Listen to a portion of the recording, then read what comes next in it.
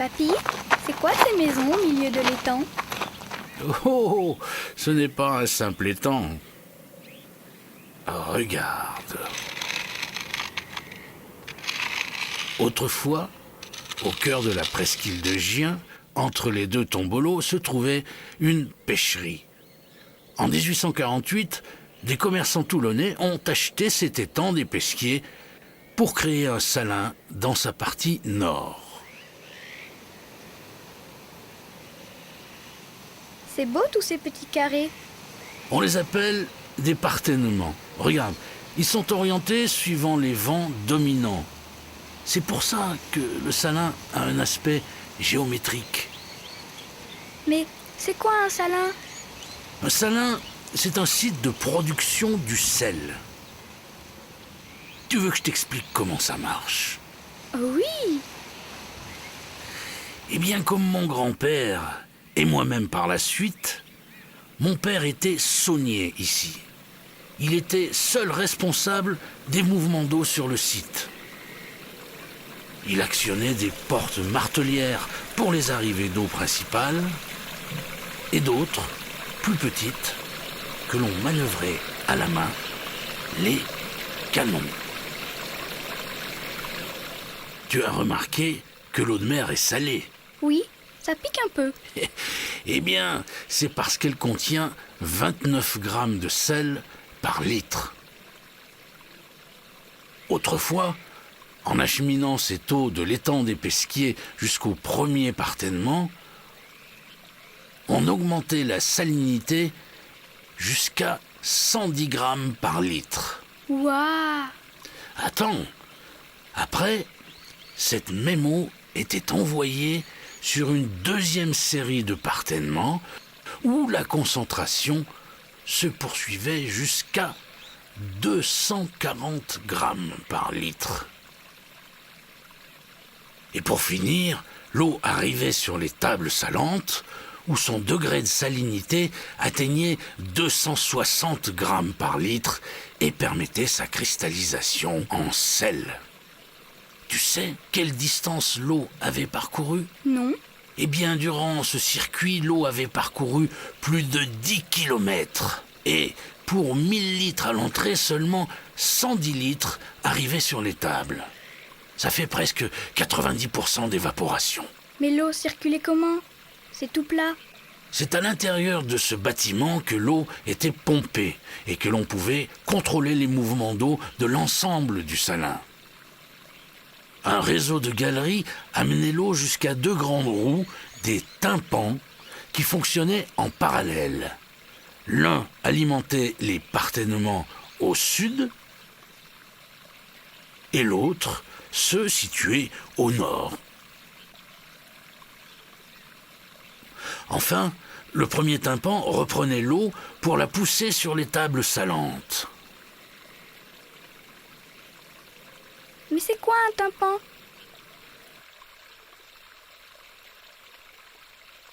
Ah, tu vois, il s'agit d'une roue en bois d'environ 5 mètres de diamètre, avec des parties métalliques pour l'entraînement.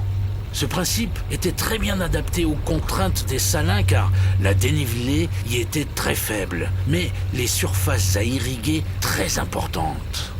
Son système de pales hélicoïdales écopait l'eau, la remontait jusqu'à son axe et la recrachait par son ouverture latérale. En un tour de roue, le tympan remontait plus de 3 mètres cubes d'eau sur 1 mètre de hauteur.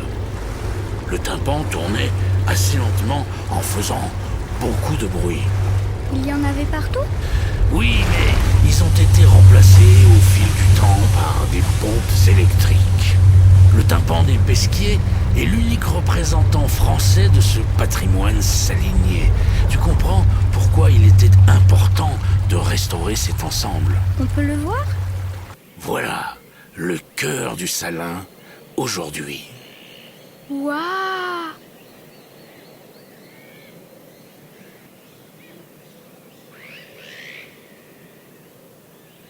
C'est bien d'essayer de le sauver. Mais comment ça tourne? Ça tourne avec une machine à vapeur. Regarde, sur cette photo, on en voit la cheminée.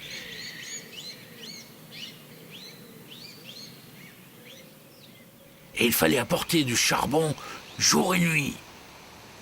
Donc, il y avait des personnes qui vivaient dans cette maison, juste à côté.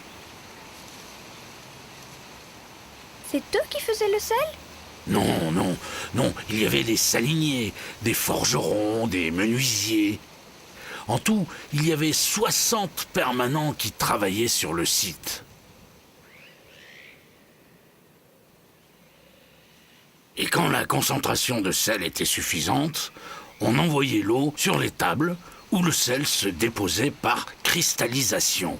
Et quand le gâteau était... Le gâteau? Oui, oui, c'est comme ça qu'on appelle les couches de sel qui se sont déposées. Donc quand le gâteau était suffisamment épais, environ 10 cm, la récolte pouvait commencer. Mais qui ramassait le sel?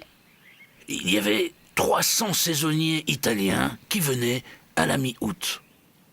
Certains faisaient le battage qui consistait à décoller le sel à la pelle. Ils créaient de petits tas de sel appelés gerbes ou javelles. Et les gens venaient se servir? Ah non, non, au début le sel était transporté à l'aide de paniers, puis en 1905, des brouettes ont été utilisées. Ah, tu aurais vu ces files d'ouvriers avec leurs brouettes qui montaient sur des échafaudages de plus en plus hauts pour créer ces grandes pyramides de sel que l'on appelait camels. À la mi-septembre, la camelle était protégée par un toit de tuiles posé directement sur le sel.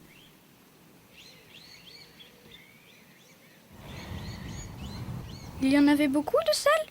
Le mois de récolte permettait d'encameler environ 20 000 tonnes. Mais les années de fortes pluies, on ne réussissait pas à récolter plus de 5 000 tonnes. Il y avait des femmes aussi? Et bien sûr, comment crois-tu que j'ai rencontré ta grand-mère? Des femmes et des enfants travaillaient pendant les récoltes pour apporter à boire aux saliniers, pour enlever les impuretés du sel, ou à l'atelier de conditionnement pour la mise en sac. Mais on en faisait quoi de tout ce sel? On le reprenait à la camelle, on l'emmenait à la mouture pour le calibrer en le broyant avec des meules.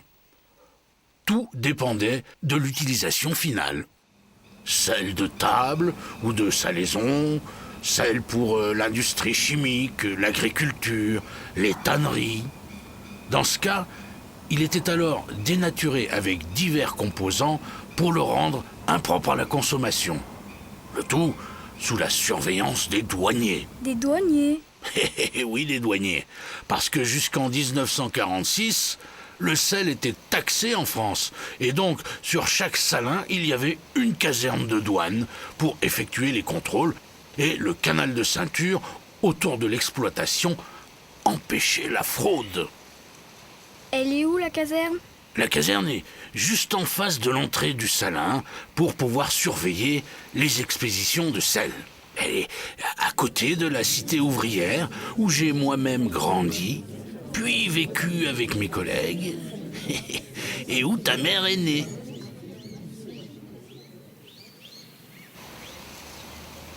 Mais le sel, il allait où après? Les sacs de sel étaient d'abord chargés sur un train et amenés jusqu'au pont du sel, où ils étaient ensuite placés dans des barques et remorqués jusqu'aux navires ancrés au large. On alimentait le marché régional de Marseille à Gênes, en Italie, et l'Europe du Nord pour le sel de salaison.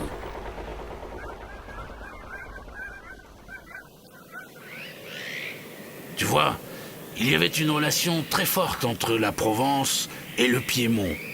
Le sel, l'argent, la main-d'œuvre, tout circulait. Et certains, parfois, s'installaient. Ah, c'est pour ça qu'on est français et que notre nom est italien. Et voilà. Le tympan, c'est la mémoire de tout ça.